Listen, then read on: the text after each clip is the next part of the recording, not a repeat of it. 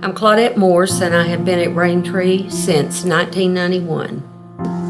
Homer and I, like I said, came here in 1991 and immediately fell in love with the people because this is such a friendly, the sweet spirit is the reputation, and we just loved that.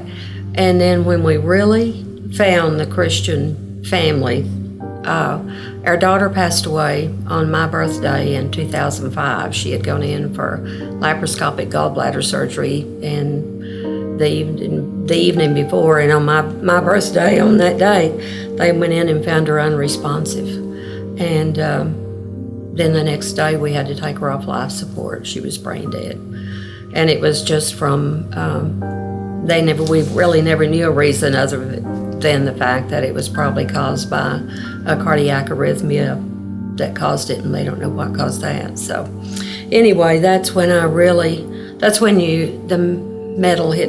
pedal hits the metal, is when you find out how strong your faith is, and that's when you really need your Christian friends around you.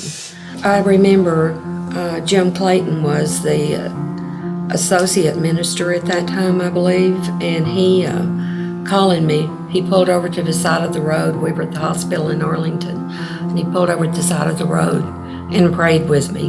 And then, of course, Charles Carman, who's prayed with everybody in this church, he called me. And people that I hadn't heard from in a long time, they came to the house. They, of course, did meals and just gathered around us and gave us support, even in weeks after. That's when it really starts hitting, is when someone's gone for a while, and that's when you start feeling the loneliness and you don't really know how much that means until you're needing it. Another time that I really felt this church family gathering around me, in 2013, my husband stepped off of a curb, fell forward and hit his head on another car, on a car door, and it left him paralyzed from his shoulders down. And he spent 2 weeks in the hospital. They operated, he went through a 10-hour operation, and through that day, during that operation, the entire small group and church family, there was probably 25 people up there in the waiting room with me, going through that with me. And then the doctors came to me one day and said he's never gonna get better. He will never breathe on his own. He will never be able to eat or walk again. He'll just have to go to a nursing home. And I had to make the decision whether to turn off life support or let him live like that. And Homer and I had talked many times about he would not like to live. Neither one of us would want to live that way. So the elders and a large part of our small group gathered around, and my family gathered around the bed, and Homer was conscious. He knew what was going on. He just couldn't respond.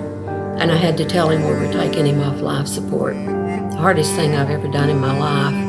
And that church, that small group and fellow Christians rallied around with me and helped support me and Homer to get through that. So that was a big part, and they still to this day are there for me when I need them. Even through the bad times, there are those certain people that you form relationships with that you kind of all stick together. And just being able now to be there for someone else who is needing your support, and seeing how everyone has stuck together through the good and the bad, it's really made a difference. I think it does to everyone.